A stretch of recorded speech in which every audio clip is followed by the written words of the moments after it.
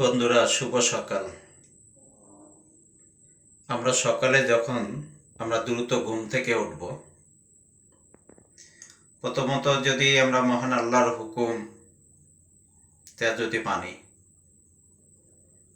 এরপরে আমরা আমাদের কাজে বাইর হব, সে কাজে আমাদের বরকত আসবে।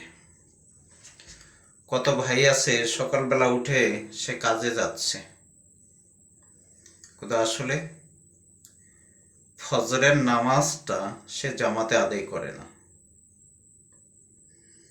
আল্লাহর হুকুম মানবেন, তা আপনার রিজিকের চিন্তা আপনার করতে হবে না। আপনার রিজিকের চিন্তা স্বয়ং আল্লাহ সুবহানাহু ওয়া তাআলা তিনি করবেন। কেন আমরা রিজিক নিয়ে খুব পেরেশানি, রিজিক নিয়ে আমরা অনেক চিন্তা, অনেক ভাবনা।